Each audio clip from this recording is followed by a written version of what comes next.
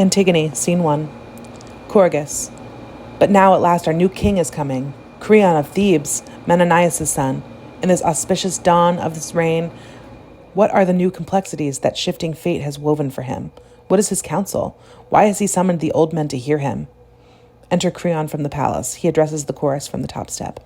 Creon. Gentlemen, I have the honor to inform you that our ship of state, which recent storms have threatened to destroy, has come safely to harbor at last, guided by the merciful wisdom of heaven. I have summoned you here this morning because I know that I can depend upon you. Your devotion to King Laius was absolute. You never hesitated in your duty to our late ruler Oedipus, and when Oedipus died, your loyalty was transferred to his children. Unfortunately, as you know, his two sons, the princes Eteocles and Polynices, have killed each other in battle, and I, as the next in blood, have succeeded to the full power of the throne. I am aware, of course, that no ruler can expect complete loyalty from his subjects until he has been tested in office. Nevertheless, I say to you at the very outset that I have nothing but contempt for the kind of governor who is afraid, for whatever reason, to follow the course that he knows is best for the state. And as for the man who sets private friendship above the public welfare, I have no use for him either. I call God to witness that if I saw my country headed for ruin, I should not be afraid to speak out plainly, and I need hardly remind you that I would never have any dealings with any enemy of the people. No one values friendship more highly than I, but we must remember that friends made at the risk of wrecking our ship are not real friends at all. These are my principles, at any rate, and that is why I have made the following decision concerning the sons of Oedipus. Oedocles, who died as a man should die, fighting for his country, is to be buried with full military honors, with all the ceremony that is usual when the greatest heroes die.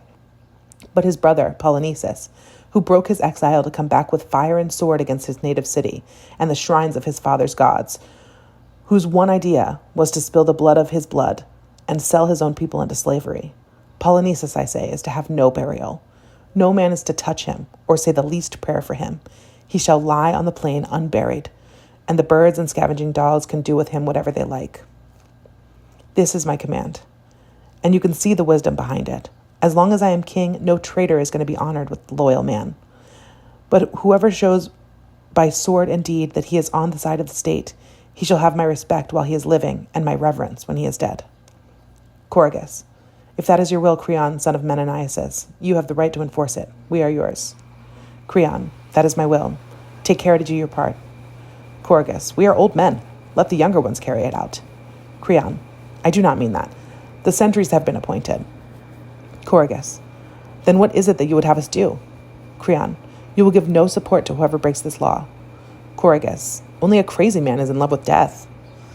Creon. And death it is, yet money talks, and the wisest have sometimes been known to count a few coins too many. Enter the sentry. I'll not say that I'm out of breath from running, King, because every time I stopped to think about what I have to tell you, I felt like going back. And all the time a voice kept saying, "You fool, don't you know you're walking straight into trouble?" And then another voice, "Yes, but if you let somebody else get the news to Creon first, it will be even worse than that for you." But good sense won out, and at least I hope it was good sense. But here I am with a story that makes no sense at all. But I'll tell it anyhow, because as they say what's going to happen, it's going to happen. And Creon, come to the point. What have you to say? Sentry, I did not do it. I did not see who did it. You must not punish me for what someone else has done. Creon, a comprehensive defense. More effective, perhaps, if I knew its purpose. Come, what is it? Sentry, a dreadful thing. I do not know how to put it. Creon, out with it. Sentry, well then, the dead man, Polynices. Out there, someone, new dust on the slimy flesh. Someone has given it a burial that way and gone. Creon, and the man who dared do this?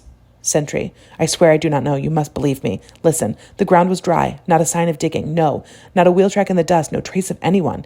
It was when they relieved us this morning, and one of them, the corporal, pointed to it. There it was, the strangest. Look, the body just mounded over with a light dust, you see?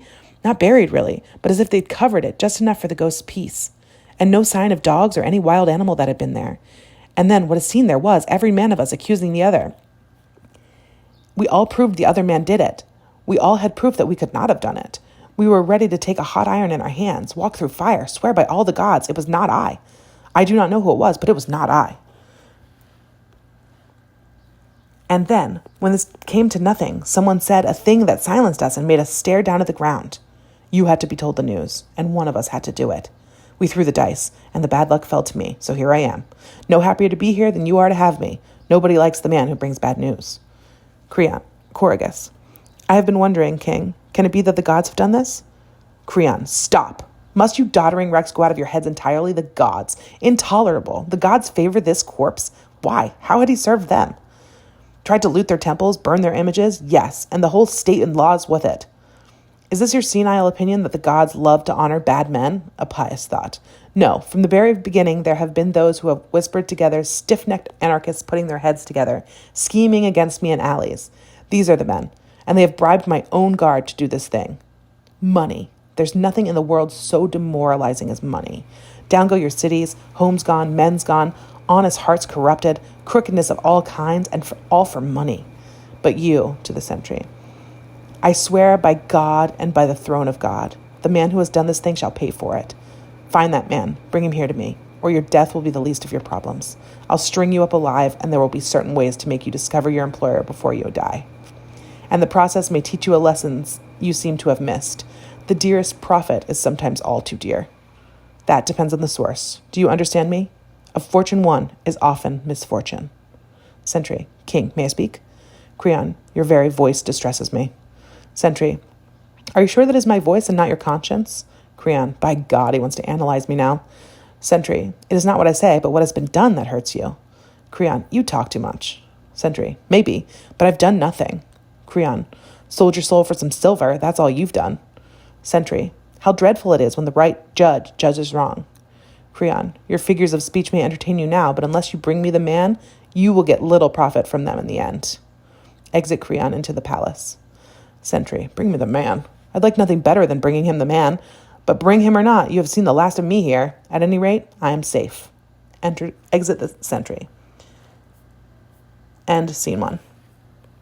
Antigone, scene 1, ode 1. Chorus. Numberless are the world's wonders, but none more wonderful than man. The stormy gray sea yields to his prows, the huge crests bear him high. Earth, holy and inexhaustible, is graven with shining furrows where his plows have gone. Year after year, the timeless labor of stallions. The light-boned birds and beasts that cling to cover, the lithe flesh lighting their reaches of dim water, all are taken, tamed in the net of his mind. The lion on the hill, the wild horse windy-maned, resigned to him, and his blunt yoke has broken the sultry shoulders of the mountain bull. Words also, and thought as rapid as air. He fashions to his good use, statecraft is his. And his is the skill that deflects the arrow of snow, the spear of winter rain. From every wind he has made himself secure, from all but one. In the late wind of death he cannot stand. O clear intelligence, force beyond all measure, O fate of men working good and evil.